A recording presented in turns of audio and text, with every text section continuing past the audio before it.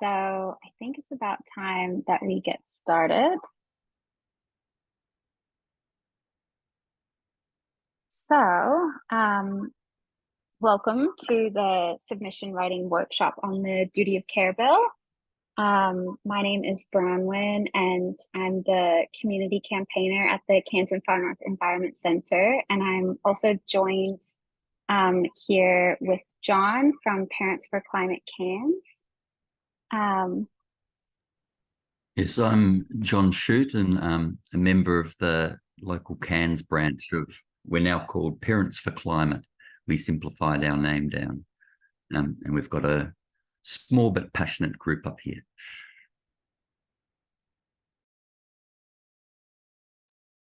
So before we begin, I want to acknowledge that wherever we're calling in from today, we are calling in from the stolen lands of First Nations peoples. So John and I are calling in from the lands of the Gimoy, Wallabara, Yidinji, and Irukandji peoples. And I'd like to acknowledge their elders, past and present. Please do share the country that you're dialing in from in the chat, please, because we've got people from all over the map today, which is very exciting for us. Great. Oh, and that's all good, Kathleen, no worries. So today we are discussing the duty of care bill, which is currently before the Senate Committee on Environment and Communications for inquiry. So this is the first time that the Australian Federal Parliament is considering a bill to implement a duty of care to young people when making decisions that could impact the climate. And I also have to flag that I have a Canadian accent and I say duty, which I recognize sounds a little bit funny. So I'll try and remember to say Judy, which feels weird to me, but it's probably going to come out as duty. So it's super important that the Senate hears from a really wide array of community members on this issue. So we're really grateful to have everyone here tonight to learn more about the bill and learn how to make a submission on it. So our agenda goes as follows. We are going to talk about the duty of care bill, including what does it change, how does it change things, why do we need it, and who is proposing it. Then we're going to get into a bit of a group discussion and talk about why this bill is important. Next, we're going to learn how to write a submission. So we're going to talk about general structure, some key points to include, some other notes to think about when writing your submission, and also how to lodge your submission to the committee. We're going to have some Q&A time in between there as well, and then get into some next steps, some other ways that we can support the bill, and then finally get into some dedicated writing time. And we're finishing up at 7:30 Australian Eastern Standard Time, or Brisbane time. So we also want to ensure that this workshop space is respectful and inclusive and as distraction-free as possible. So I've written out a couple of norms that I'd like us all to agree to follow. So I think it would be great if we could all have our cameras on if we're comfortable, and keep our microphones off until we have a question, at which point we'll pop it in the chat or raise our hands. It's important to always engage in respectful conversation in the chat and in breakout rooms, and not engage in any dialogue that is discriminatory or hateful. And just a little reminder that not all of us are policy experts. I can't speak for everyone, of course. But if there's any questions that we can't answer, we'll do our best to make a note of it and try and find an answer for you after the workshop. And also, this workshop is being recorded, so just something to note. I wanted to check, though, with the room, is there any other norms that people think we should add to our list this evening?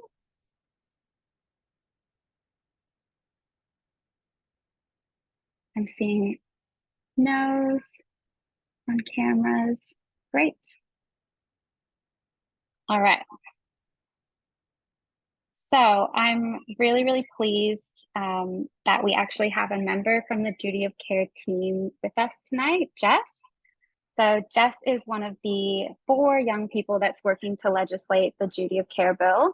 She's worked with a couple of independent federal politicians and has experience in the advocacy space. So we're super grateful to have Jess along to talk about the bill and the story behind it, and also help us answer some questions about it. So I'll throw over to you now, Jess. Thanks, Bronwyn, and thanks so much for having me here today, guys. So, as said before, I'm Jess, and I'm one of the members of the Duty of Care team working to legislate this bill in federal parliament. Just a quick little backstory on me. I'm 18, and I'm finishing up my first year at university at the Australian National University in Canberra, studying sustainable development and public policy.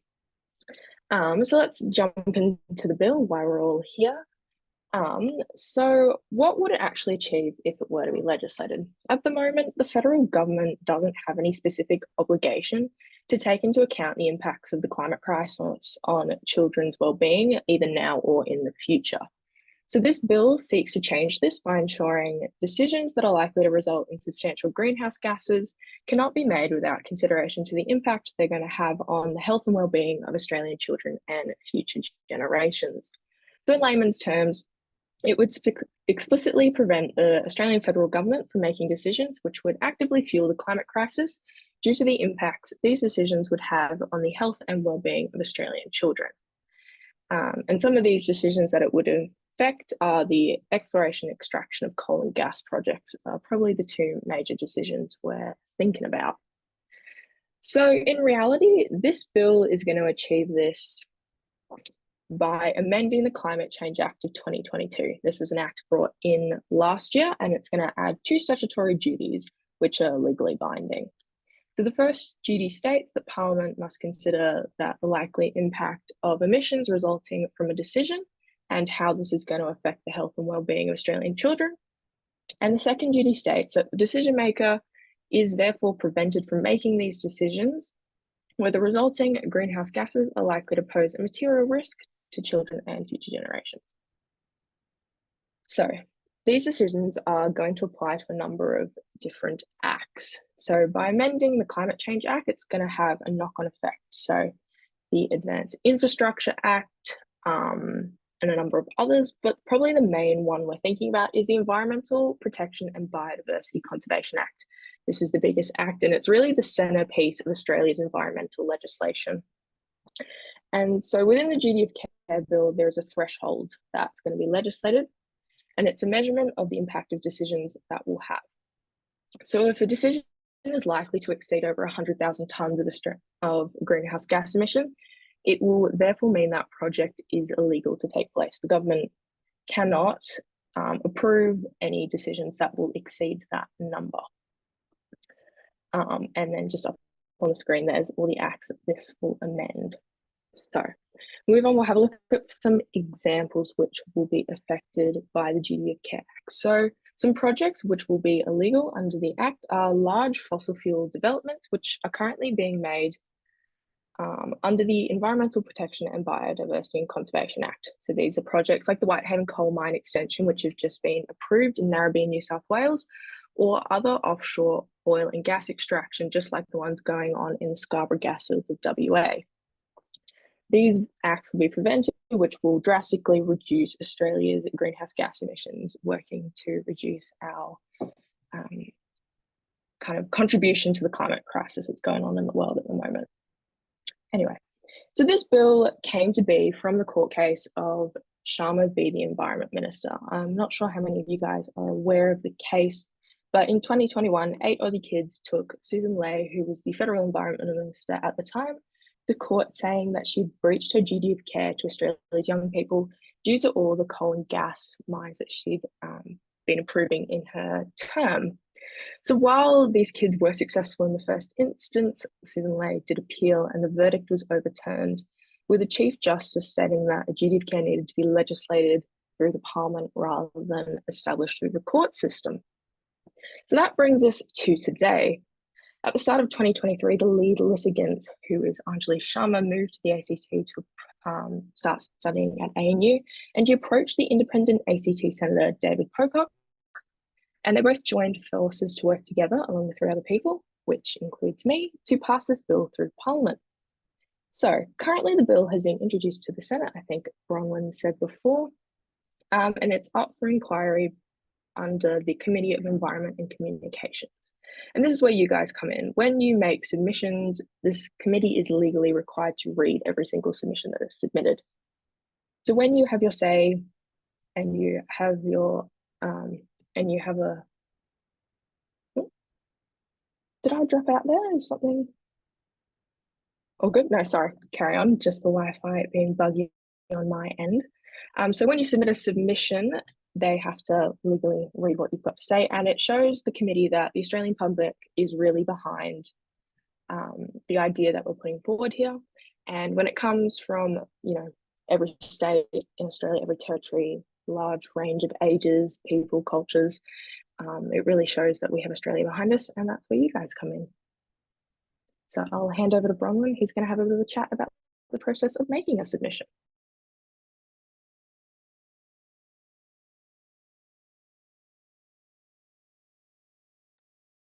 So clunky, sorry. So before we get into how to write a submission, we're going to have a bit of a breakout room discussion just to kind of digest a bit of that information and talk about personally why this bill is important to us. So I'm going to open up some breakout rooms now, and you're all being assigned automatically. So I hope you have a great time in your room.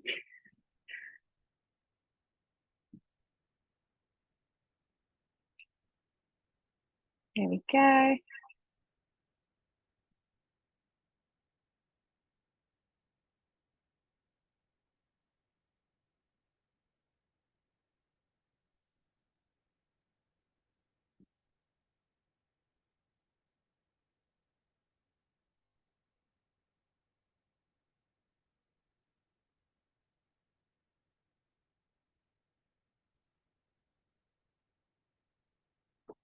Everyone's making their way into the breakout rooms. So I can broadcast the discussion prompt in there as well.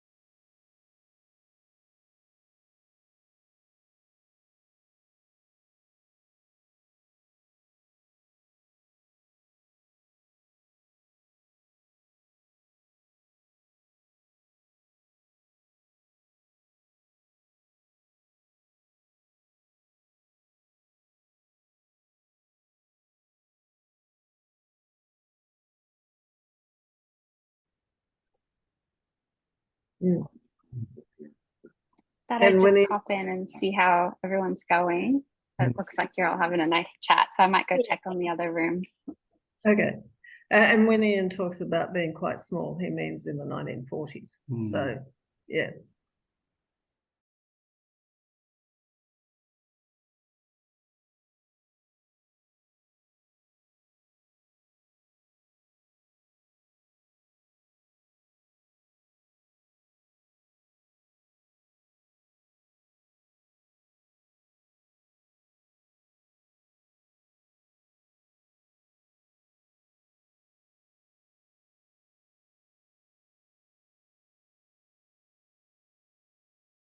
That, oh, I thought I'd just pop in and make sure nobody was left chatting with themselves. Yeah. yes. So everything's all Carolyn good. was just The only thing I do ask is when you consider climate change and climate action, what do you consider is climate action? I do ask that very seriously. What is climate action to you? So that young people can hear, what do you mean by climate action? And how do you view biodiversity? I mean, all levels of biodiversity and the role that biodiversity plays and nature that's in young people's lives. I would, that's a very serious question, and I'm not, yeah. So I'd like to ask the young people here. I've got, I'm surrounded by children myself, and my question is, how do you feel about nature? How do you connect with nature? What does nature mean to you? What does biodiversity mean to you, to young people? How important is it to connect with nature and rural life? And they're questions that a lot of the children that I surround myself with, they're always connecting with nature, and we all might have different answers, but I'm just going to ask you that and for consideration.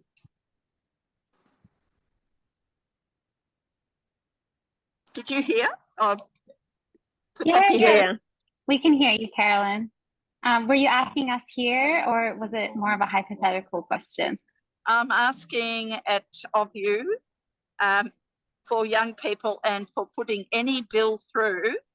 That is the most serious question I'm asking you, and what role the oceans play, the CO2, for everything that you're doing actually matters, and for young people and their mental health.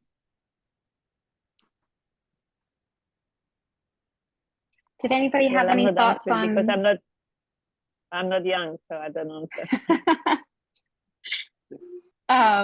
Yeah. Did anybody have any thoughts on why the bill is important to you, and how maybe that connects with what Carolyn's talking about with protecting nature?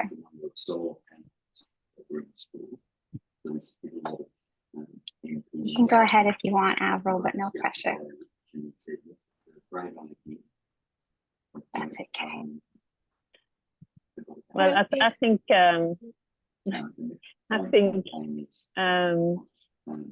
we were talking just before how it seems so logical that there should be duty of care for the future of young children, and that it's incredible that we have to go through changing the legislation to take that into account.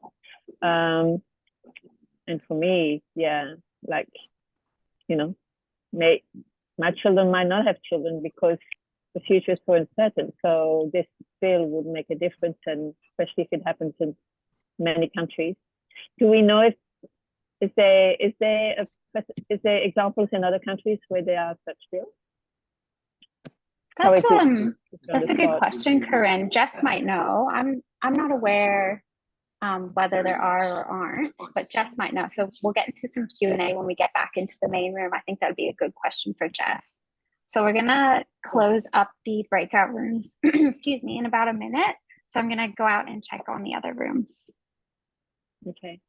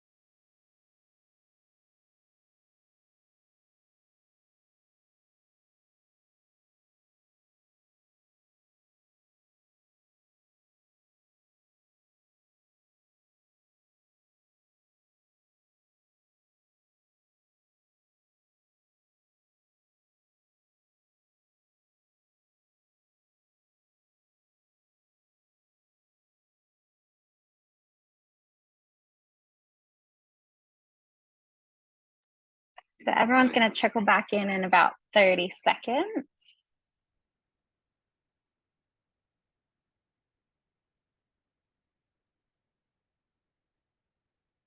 Kathleen, are you from Far North Queensland? Oh, you're on mute.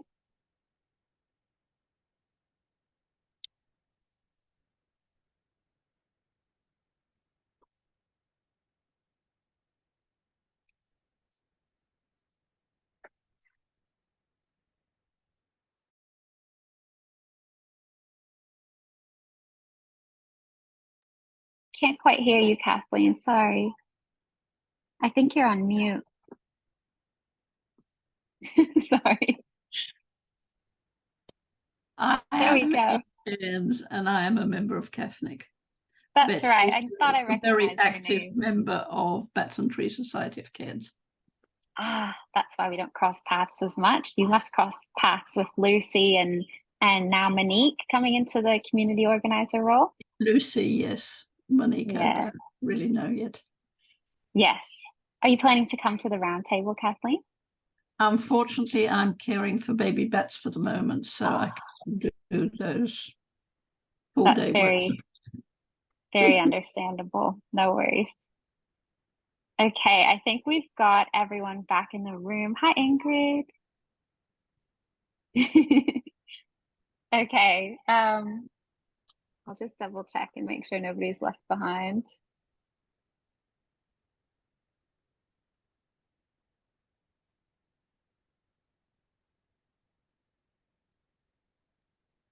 Okay, we're still waiting on a few more folks to come back through.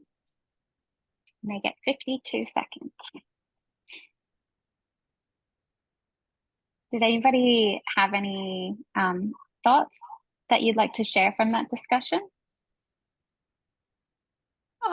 Yeah, I had a very informative conversation with John, who works with the group Parents.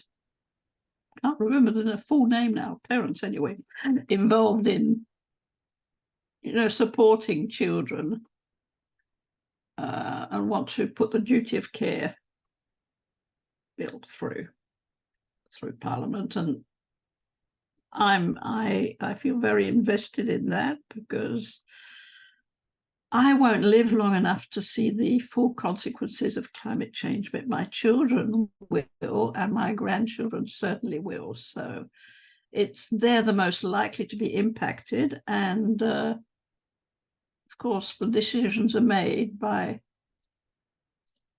older people that seem to lack any sense of responsibility for future generations. Thanks, Kathleen. For the people that have just come back to the main room, we're just having a bit of a chat about what we talked about, anything that stuck out for us, about why the bill is important to us or the people that we were chatting with.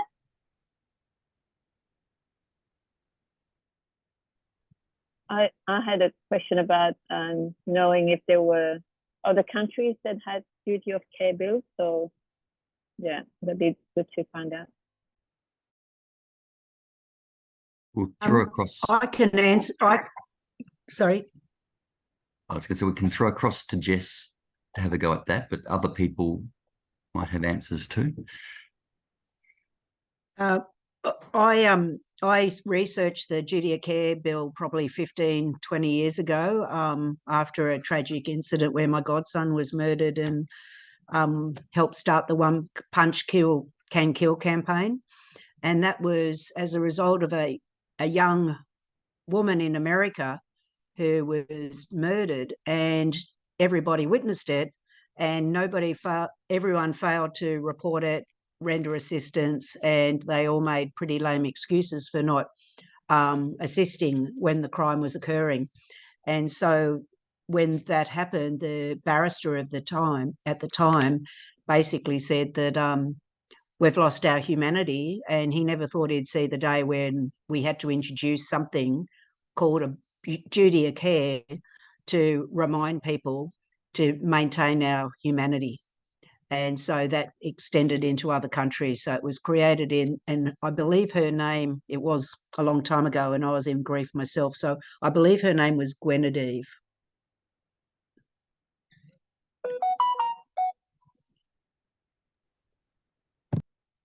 That's really interesting. Thank you, Ingrid. Jess, did you have anything to add about whether this type of legislation has been passed in other countries? I know around court cases, it's mainly through judiciary, I think, at the moment. So you've got Roger Cox. He was the first and only lawyer. He's in the Netherlands to successfully sue a major gas corporation, and that ended up putting in a duty of care through the judiciary, which the EU have picked up, and they're running their own court case. But I'm not too sure about government.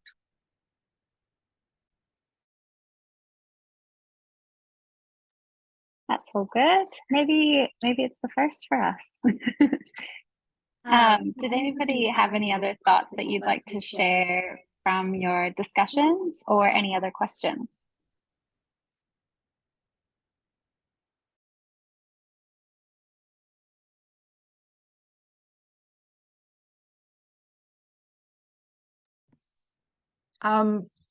If nobody else is going to say, I also think that with a duty of care, it's wide-reaching. So if we have a duty of care, many of you know that I've been working on the impact of irresponsible dog owners. It would extend into being a responsible dog owner too. And so I have been using the duty of care to lobby for responsible dog ownership and the impact of dangerous dogs on public safety and wildlife conservation. So I think it extends out from the climate bill.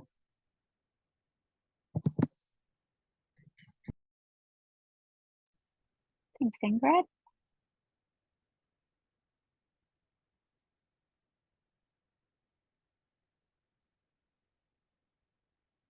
Okay. So I have a question.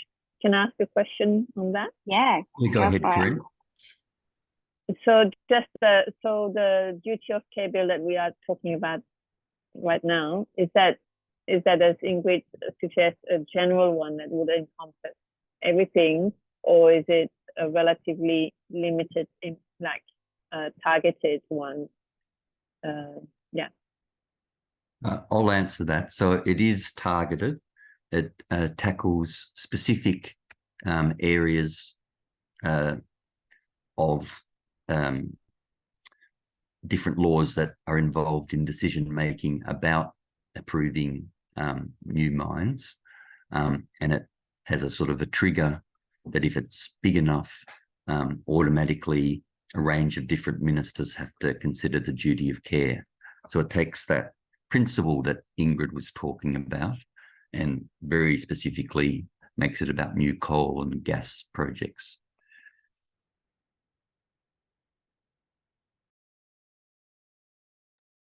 Were there any other questions? I think there's such a strong moral need for this, for the future generations, for the planet. I think we might move into the practicalities of how we write a submission. Over to you, Bronwyn. Thanks, John. So we'll have a bit more Q&A time after we talk through the how to write submissions section 2. So if anything else comes up, we can talk about it then. So we have shaped these slides off of the resources that the Duty of Care team has provided to us. So John's going to link in the submission how-to guide in the chat so that you can refer back to it if you'd like. But I find I learn best when somebody's talking at me and I've got some words on a screen to look at. So that's what we're going to do now. So it's important that your submission is unique. This makes it stand out from, generic submissions that parliamentarians sometimes get when there's like a mass template that we send submissions through. But it's good to have a bit of structure to your submission. So a general structure to follow is to start by introducing yourself, talking about who you are, if you're representing an organization, talking a bit about that, and then talk about why you think this bill is important. So that breakout room discussion, some of the points that might have come up in that discussion would be good to put in this part. And also all of the great specifics on the bill that Jess talked us through earlier. And you want to end by urging the Parliament to support the bill, or in this case, I think it's the Senate, and then the Parliament. So your submission is likely also to be published on the committee website. So if you don't want your submission published, you should say that, probably on the first page. So we're going to run through some key messages to include. The first one is that we know climate change will hit current and future generations the worst. We know that rising temperatures and extreme weather events threaten the stability of all of our futures, but especially those of young people. We're facing increased climate disasters, including heat waves, bushfires, floods, and up here in far north Queensland, more extreme tropical cyclones as well. The consequences of climate change will compound existing challenges of food and housing insecurity, and will also disrupt education due to weather-related school closures.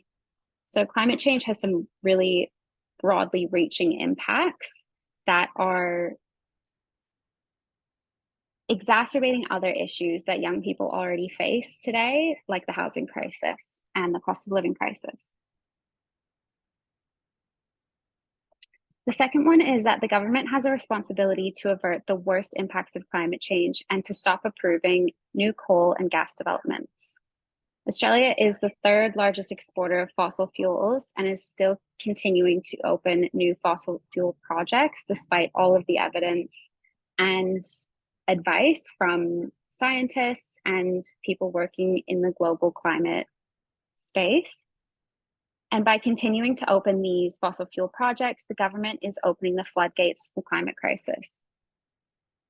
So the choice to not just continue mining and exploring fossil fuels, but also increasing that exploration and mining is absolutely irresponsible in the face of all the advice that we've been given as a country.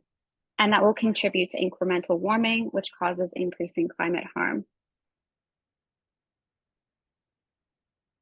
Third message to include in your submission is that what we do in Parliament now will shape years and years of our future. These decisions are crucial. So the government has the ability to demonstrate its commitment to ending the climate wars hand in hand with young people, listening to the young people that take their time away from school to protest and talk about why this is important to them. I think it's insane that we have kids learning about climate change in school and then we demonize them for going out and protesting about it after school or during school hours. I learned about climate change in year 5, and I'm now 27. And the situation has only become more dire since then because of a lack of political action. So it just makes sense that these young people are out there protesting. And by adopting this bill, elected representatives are upholding their duty to hand over a future to coming generations that is safe and livable, which should be the bare minimum, right? The final key message to include in your submission is that this bill fills a significant gap in Australian law. So as Jess talked about, the case of Sharma versus the Minister for the Environment identified that key decision makers do not currently have a legislated duty of care to consider the impacts of their decisions on children and future generations. It's very morally clear that they should have a legislated obligation. I mean, maybe they shouldn't need one, but obviously we're at a stage where they do need to be held liable. And this bill ensures that they are held to account on those decisions. Some more notes that I've taken from the website where you actually lodge your submissions. So this is advice from the people that are reviewing your submissions. So make sure to highlight your own perspective in your submission. That comes back to making it unique and personalized. It's going to make a bigger impact on the people reviewing your submission if it feels like it's coming from the heart. You want to be concise, generally no longer than 4 to 5 pages. And for those long submissions, you want to try to include a brief summary as well. Begin with an introduction about yourself or the organization you represent and emphasize the key points that we just went through. As I talked about, your submission is likely to be published online unless you have stated otherwise, and do that on the front page. So only include information that you're happy to see published online.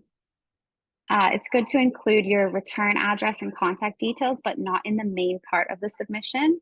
And they won't publish your contact details either way.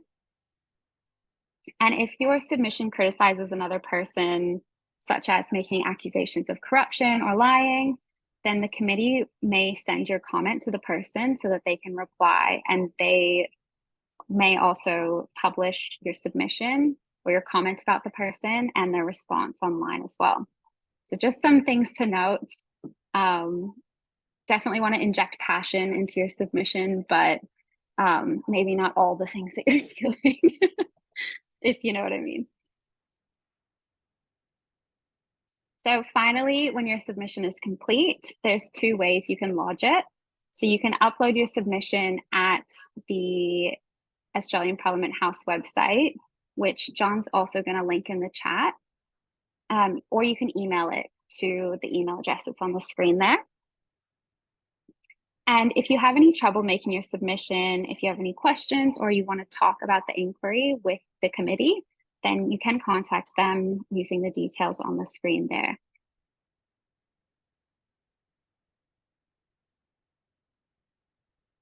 Okay, now that I've info dumped on you all again, does anybody have any questions?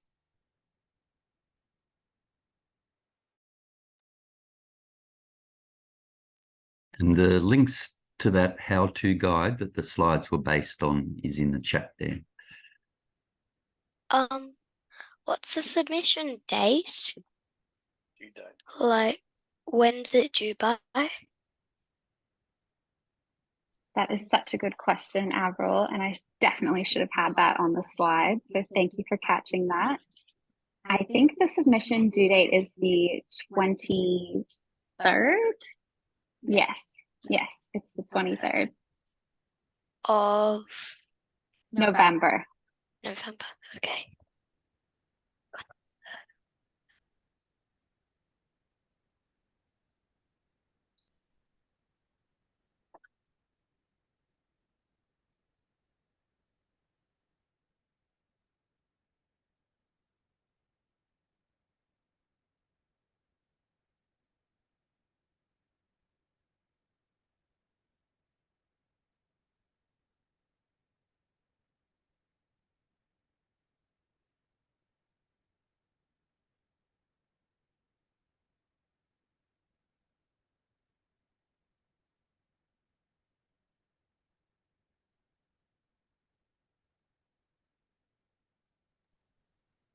Okay, doesn't look like anybody's got any questions at this stage.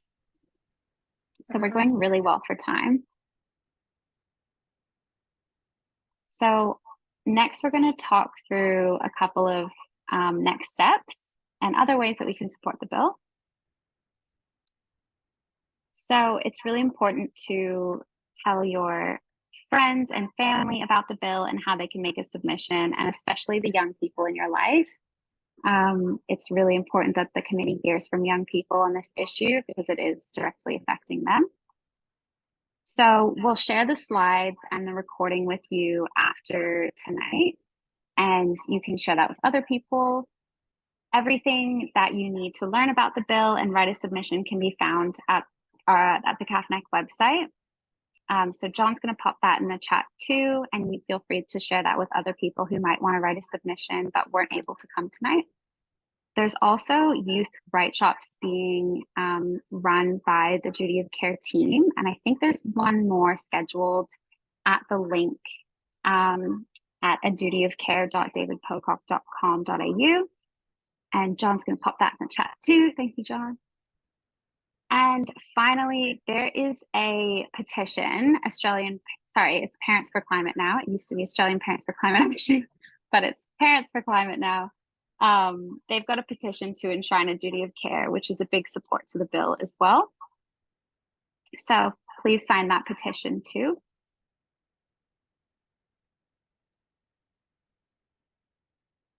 The petition is a good one to put in your socials. You know, people that would turn their hand at writing a submission, and they should be encouraged. But if we can get lots and lots of people onto the petition as well, is also going to be fantastic. For any teachers out there, this was a Melbourne teacher put together resources for teachers. You can see some of the charming work that's already been done in classrooms by a number of students. So that's certainly worth passing on to any teacher friends. And there's resources that you might like to have a look at yourself. Just explaining it and breaking it down and giving teaching ideas for how you might introduce it with students. It's a rich resource.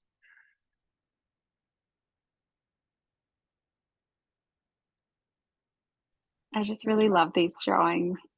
So I'll give you all a sec to admire them.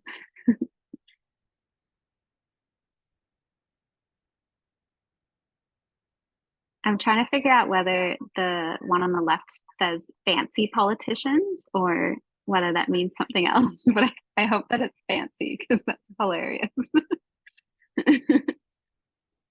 Okay. What else have we got? Yes, we had to do a little pitch from our organizations. So the Cairns and Far North Environment Centre, we campaign on a lot of different issues, including climate. So if you like the work that we do, and if you don't already support us, there's some links there to do so. And I'll pass over to you, John. And we've got a couple of our dedicated Parents for Climate members in on this call, but it's Australia-wide. There's over 30,000 parents across Australia, parents and grandparents across Australia that are involved. During the last election campaign, the advocacy was seen as very influential on MPs because we're seen as a neutral group rather than as a lobby. And we're trying to just continue to build our numbers and advocate for climate change. So there's a, no, I can put it there. If you put in parentsforclimate.org, you can then search up for the CANS group if you're a local, or feel free to join amongst your many other groups if you're elsewhere in Australia. Excellent. So we have reached the last part of our session tonight. So we're going to get into some dedicated writing time. So this is a good time to hang out in the main room if you want to keep chatting about your submission and maybe bounce ideas with people. We're also going to open up a breakout room if you'd like to just get writing and be in silence with some other folks. And then the final option is if you're planning to write your submission another time, you're very welcome to jump off now and enjoy the rest of your evening. And if you've got any further questions, feel free to swing them our way and we can make sure that we find an answer. So I'll open up a breakout room now, and otherwise folks feel free to turn your mics on and have a chat, open up a document and get started on your submission. And for anybody who's planning to jump off now, we really loved having you here, and we'll hopefully be in touch soon. Bye. Thanks so much for coming, Avril. Thank you for having me. Bye. Bye, Corinne. It's great to have you. Are people thinking that they want to stay on and chat through it, or jump off and just get to work? I'm going to jump off, but I just want to say thank you so much. And also, I'm just wondering about, I teach at high school and we've got a little environmental group. And I mean, I would love to be able to get all the kids that I teach to write a submission, but it's a bit tricky in terms of parents and, you know, like, yeah, so I'm just wondering if you had any tips on like how to get, like, do you need permission? Does it depend on the school? I'm assuming it depends on the school. Yeah. I'm a teacher as well, and yes, that is a vexed issue. While sustainability is a core part of the curriculum, I think you just make sure that you badge it in that way. But advocating particular actions by the kids, I think, needs to go through the school hierarchy a little bit. Yeah, that's what I thought. Great. Thank you so much, John. Yes. And Bronwyn and Jess and everyone else. It's great to Thanks, Felicity. Nice meeting, Felicity. Thank you. I've just signed the petition too and shared it on Facebook. Fantastic. Right. Thanks, guys. See ya. Okay, thank you. Bye. Haha. Just I the think- four of us. I think we might jump off too. Is that right? Yeah, we will write something, but yeah, it's probably easier and quicker to do it on our own. But thank you very much.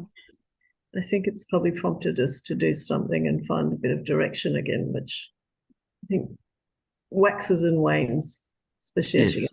Yes, I agree. I think causes come at us, and if we can jump on them, it builds our own momentum. The one about schools is interesting. As an ex-principal, you've got to find ways. You've got to get your principal on side, but you've also got to find ways then to make it sound like it's neutral. But there are ways to do it. Yes, my Melbourne school, the school principal would always make if there was a school strike, he'd put it in the newsletter to say, if parents are going to be giving permission to their children to attend this, which is on this date in this place, make sure that you do it. Exactly. So it was promotion, but he could argue he was warning parents. Just informing them, yeah. There's a way around lots of things.